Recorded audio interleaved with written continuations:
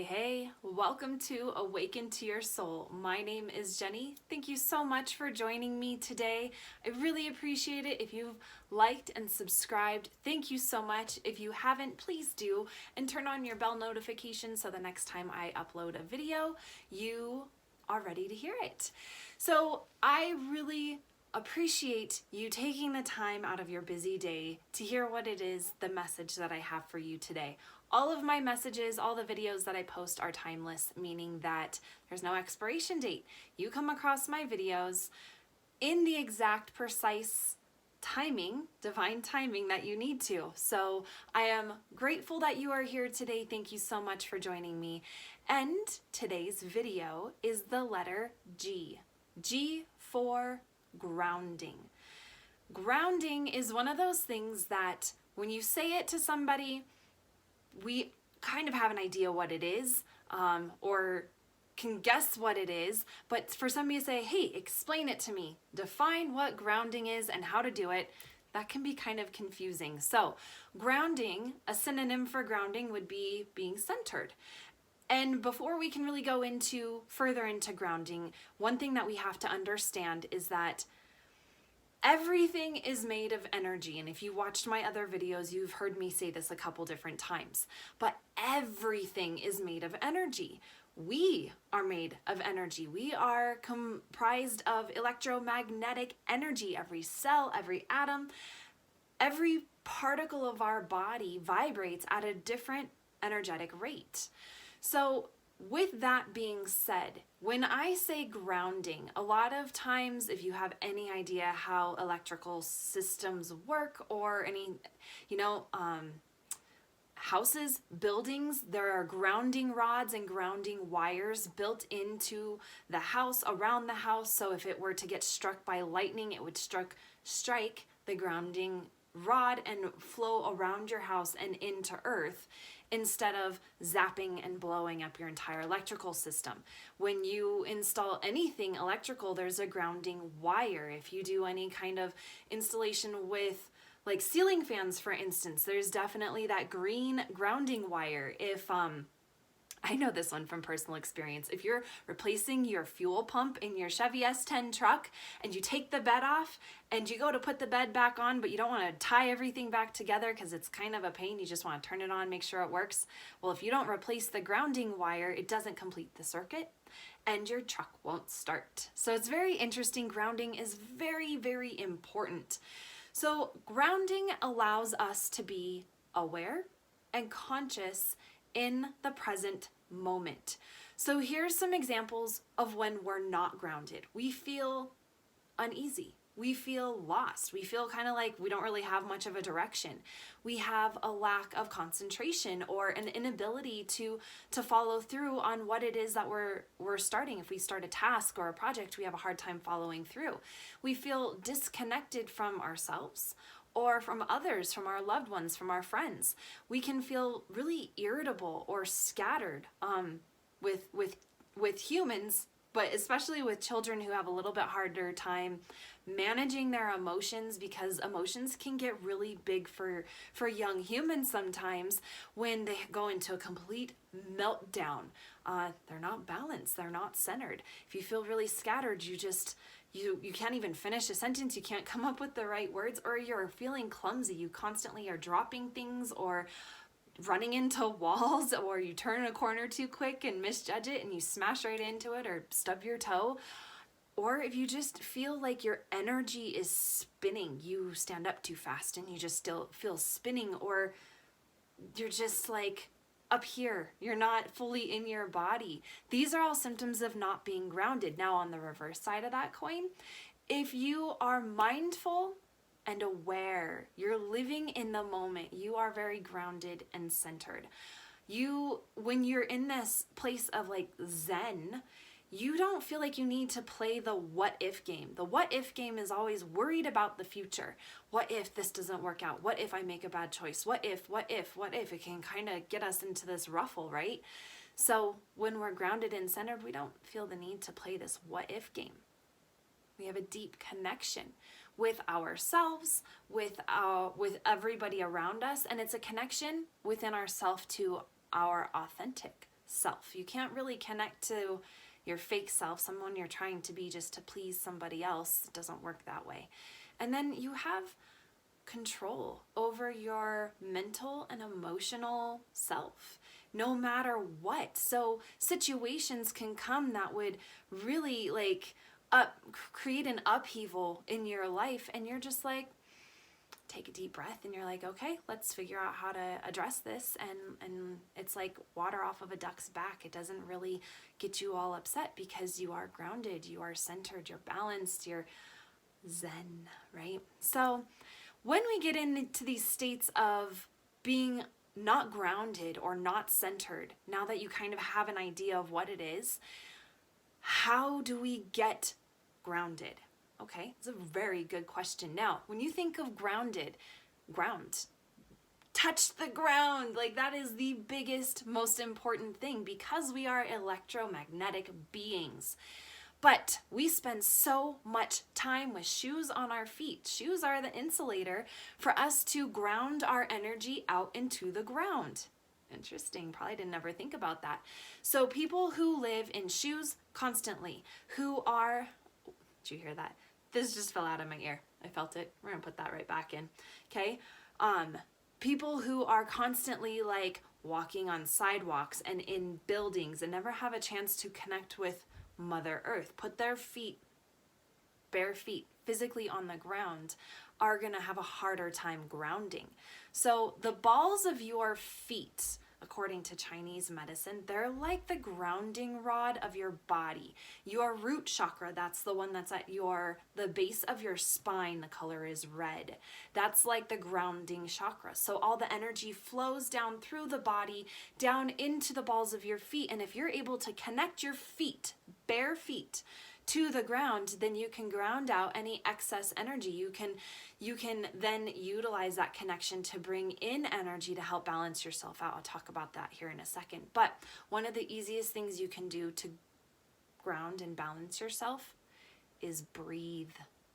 I have a video all about it. It's called Breathe, okay?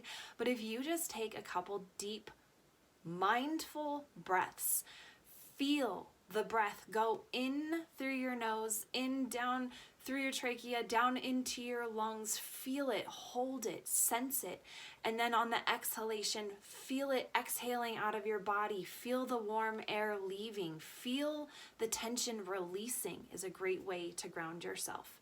Another great way to ground yourself it's called walking meditation. So when you're feeling scattered and not able to concentrate, to sit there and be like, I'm gonna meditate, that's not going to work. You're gonna get monkey mind. Your mind's gonna be all over the place. You're gonna start feeling really frustrated. But if you're in a place where you can take your shoes off, it works inside, but way better outside because you can connect to the physical earth. Take your shoes off, go outside barefoot. Walking meditation means that you are mindfully walking. You are feeling every step, mindfully, slowly, heel, toe, just feel the texture of the ground, feel the energy, pay attention to your breath, listen, bring your five senses into it, smell what you can smell. Breathe through your mouth so you can taste. And not always breathe through your mouth, but when you're doing this, you can breathe through your mouth so you can taste the air. Hear, if you're outside, what it is you can hear. Do you hear the leaves rustling? Goodness, that was hard to say. In the trees, do you hear birds? Do you hear traffic? What is it that you hear? What are you sensing? Do you sense, again, that breeze that you're hearing in the trees? Do you sense it on your skin? Do you feel the kiss of the sun on your skin, the warmth of the air blowing over you, or the coolness, crisp feeling of the air? What is it? Is it damp? Is it dry? Paying attention to all of this helps you bring your mindfulness to the present moment, to bring yourself in, ground and center you. If you are a music maker, and it doesn't matter if you are good, if you're one that just sings in the shower, or if you play a music, if you play a guitar or flute or saxophone or whatever it is, thumb piano, it doesn't matter.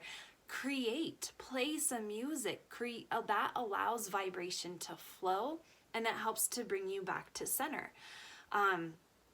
again, going back to that 5 senses during the walking meditation, you can just do that. If you have a child, whether you're a caregiver or if it's your own child or you're like a teacher maybe, and as somebody, and it doesn't even have to be a child, it can be anybody, is having a complete meltdown, an anxiety attack, a panic attack. They're just so swirling emotionally out of control that they're not centered at all. Using the 5 senses, you can bring their focus back to where they are, and they can ground and center themselves. So again, what do you see? What do you hear? What do you smell? What do you taste? What do you feel? Okay, all of these different things, these 5 different senses, are a great way to bring yourself back to center, back to balance. There are different physical things that you can use. So grounding stones. I love stones. I always have them in my pockets. I took these specific ones out of my pockets just before the video so you could see what I carry in my pockets. But grounding stones. The black on my necklace is obsidian and tourmaline. So there's 2 different kinds of black on here, but these are both grounding stones. Another grounding stone, hematite. It was a great grounding stone. There's other benefits to these, but I'm only going to talk about grounding. Shunglite, Shunglite. Shunglite. This one is a great grounding stone. Red jasper, great grounding stone. It is also really good for your root chakra if you need to bring more root chakra energy into your body as well. And then obsidian, I have an obsidian crystal that I like to keep around me. Essential oil, I really enjoy using the doTERRA brand of oil, and there is one called Balance, which is your grounding blend. So putting this on a diffuser bracelet or on your skin or on the balls of your feet, are a really great way for you to ground. And this video is kind of getting a tad long, so I'm going to make this the last one. The last thing you can do, if you're able to bring yourself to a point where you can close your eyes and just focus on something for a few moments, a great grounding exercise I like to do before every meditation, before doing any energy work, before working with another person, when I get up in the morning and I first put my feet on the floor, it's called grounding. But you imagine roots growing out of the bottoms of your feet. So the way you would do this exercise is you would close your eyes and you would just take a deep breath in to get your thought process, to get your focus within yourself, and exhale out anything that just doesn't really belong. And then on your next deep breath in, you're going to start to imagine roots growing out of the bottoms of your feet. And with every time you take an inhalation, your roots are going to grow deeper and deeper and deeper into Mother Earth.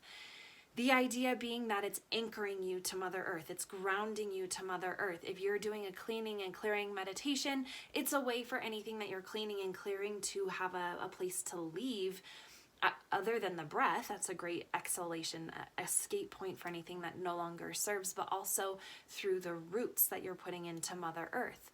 Then, so you do that as you take a deep breath in, you imagine the roots going down into Mother Earth, and as you exhale, imagine Mother Earth energy coming up through those roots and providing you this divine, feminine, Mother Earth nurturing energy that's giving you support, that's just anchoring you, that's saying, hey, you're okay, and just giving you that extra little bit of comfort, that little bit of, I don't know what the word I'm trying to say is, just support that you need. Okay, so I really hope that this gave you some insight. I hope that this helped. I hope this gives you a lot of answers to questions you might have about what grounding and being centered is, but I also hope that maybe it's created a couple questions. Please put your questions in the comments below, and I will create a Q&A video on a weekly basis to answer your questions. So without further ado, thank you so much for joining me today, learning all about what grounding is and being centered, and I hope you have the most wonderful rest of your day. Remember, nice deep breaths, stay grounded, my friends. Take care and have a good day. Much appreciation, love to you.